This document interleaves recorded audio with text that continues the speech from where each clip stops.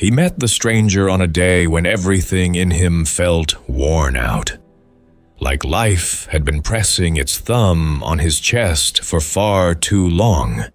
He didn't know that a 5-minute conversation with someone he'd never see again would quietly rearrange the direction of his entire life, and he definitely didn't know the advice would come from a man who looked like he had nothing left to offer anyone. Here's a story many people don't realize they desperately need to hear today. His name was Rafeyan, 26, tired in a way sleep couldn't fix, drifting through life without any real grip on where he was going. He wasn't failing, but he also wasn't moving. Every day felt like a copy of the last. Wake up tired, drag through work, collapse into bed, tell himself, maybe tomorrow. Then repeat. He wasn't a web developer. He wasn't an artist. He wasn't building a startup or chasing some dramatic dream. He was just a normal guy who felt stuck, painfully stuck, in the middle of a life that didn't feel like his. That afternoon, he left work later than usual. The sky was turning a shade between orange and gray, the kind that makes it feel like the world is quietly exhaling. He walked toward the bus stop, shoulders slumped, backpack hanging like a weight he didn't remember picking up. If you saw him, you'd think he was fine. But on the inside, Rafeyan was carrying a storm made of all the things he'd wanted to be, and all the reasons he told himself he couldn't. As he reached the bus stop, he noticed a man sitting on the bench. Old, wrinkled, clothes faded, shoes unevenly worn. The kind of man people usually glance at and then ignore. Rafeyan was about to stand away from him, lost in his own thoughts, when the man spoke without even turning his head. "You look like you're running," he said softly. Rafeyan blinked. "Running?" "Yes," the man replied, "but not moving." The words landed like a small earthquake. For a moment, Rafeyan thought maybe he'd misheard him, but the stranger looked straight at him, not with pity, not with judgment, but with a strange, knowing calm. Rafeyan sat next to him. Something about the man made him feel like he didn't need to pretend. After a quiet moment, he said, "I'm just tired." The man nodded, as if he'd heard this 1,000 times. "Tired from what?" he asked. "Everything," Rafeyan said. "Trying, failing, trying again. Wondering if anything matters. Wondering if I'm just wasting time." The stranger didn't react dramatically. He simply leaned back, eyes on the road, and said the sentence that Rafeyan would remember for the rest of his life. "You're not tired of life," he said. "You're tired of living it for everything except yourself." Rafeyan froze, because in that one line, the man had somehow cracked open the truth he'd been avoiding. The stranger continued, his voice calm, almost gentle. "Most people run their whole lives for others, for approval, for safety, for expectations that were never theirs. And they call it exhaustion, but it's not. It's misalignment.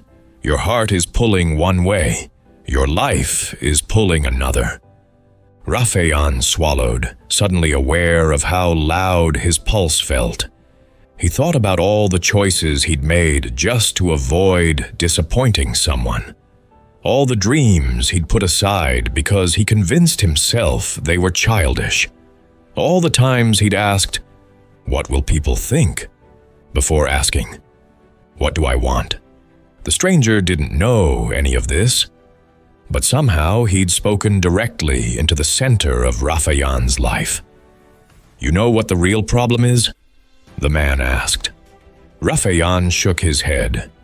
"You keep waiting for a sign," the man said. "Some big moment that gives you permission to change. You wait and wait, but nothing comes, because signs don't show up for people who won't move. Life only meets you halfway." Rafeyan stared at him, unsure what to say. He had no job title that inspired him, no grand dream that he was chasing. He just knew one thing. He didn't want to keep living like this. Maybe that was enough. The stranger sighed, looking down at his hands rough and marked with years of work.